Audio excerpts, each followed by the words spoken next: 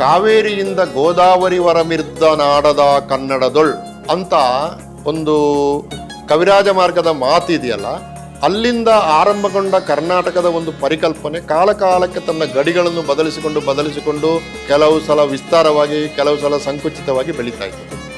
ಆದರೆ 12ನೇ ಶತಮಾನದಲ್ಲಿ ಮೊದಲ ಬಾರಿಗೆ ಕರ್ನಾಟಕ ಒಡೆದು ಹೋಯಿತು. ಹೊಯ್ಸಳರು ಮತ್ತು ಸೇವಣರ ನಡುವಿನ ಯುದ್ಧದಲ್ಲಿ ಒಡೆದು ಹೋಯಿತು.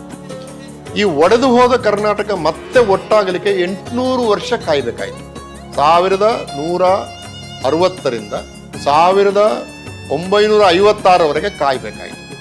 ಈ ನಡುವೆ ಕರ್ನಾಟಕ 30ಕ್ಕೂ ಹೆಚ್ಚು ಭಾಗಗಳಲ್ಲಿ ಒಡೆದು ಹೋಗಿತ್ತು.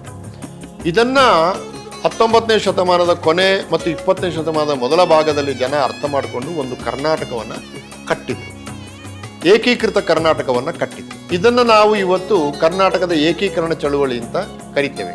ಇದು ಸಾಧ್ಯ ಆದದ್ದು ನವೆಂಬರ್ 1, 1956. ಆದ್ದರಿಂದ ರಾಜ್ಯೋತ್ಸವವನ್ನು ನಾವು ಬಹಳ ಸಂಭ್ರಮದಿಂದ ಆಚರಿಸಬೇಕು. ಯಾಕಂದರೆ 800 ವರ್ಷಗಳ ಸುದೀರ್ಘ ಅವಧಿ ಅನಂತರ ಒಂದು ಅಖಂಡ ಕರ್ನಾಟಕ ಹುಟ್ಟಿಕೊಂಡಿದೆ. ಅದಕ್ಕೆ ಕೆಲಸ ಮಾಡಿದವರನ್ನು ನೆನಪಿಸ್ಕೊಳ್ತಾ ಈ ಅಲ್ಲಮ ಒಂದು ಮಾತು ಹೇಳ್ತಾನೆ, ಹಿಂದಣ ಅನಂತವನು ಮುಂದಣ ಅನಂತವನು ಒಂದು ದಿನ ಒಳಗೊಂಡಿದೆ. ಆ ಒಂದು ದಿನದಲ್ಲಿ ನಾವು ಬದುಕುತ್ತೀವಲ್ಲ ವರ್ತಮಾನ ಕಾಲದಲ್ಲಿ. ಇದರಲ್ಲಿ ಹಿಂದಿನ ಇತಿಹಾಸವನ್ನು ಓದಿಕೊಳ್ಳುತ್ತಾ ಕರ್ನಾಟಕದ ಭವಿಷ್ಯವನ್ನು ಹೆಂಗೆ ರೂಪಿಸಬೇಕು ಎಂಬ ಚರ್ಚೆಗಳನ್ನು ನಡೆಸುತ್ತಾ ರಾಜ್ಯೋತ್ಸವವನ್ನು ಆಚರಿಸೋಣ. ಕನ್ನಡ ಅಭಿವೃದ್ಧಿ ಪ್ರಾಧಿಕಾರದಿಂದ ಕರ್ನಾಟಕದ ಎಲ್ಲರಿಗೂ ಕೂಡ ಮತ್ತೆ ಒಂದು ಮಾತು ಹೇಳ್ತೀನಿ, ಇದು ಕನ್ನಡ ರಾಜ್ಯೋತ್ಸವ ಅಲ್ಲ, ಇದು ಕರ್ನಾಟಕ ರಾಜ್ಯೋತ್ಸವ.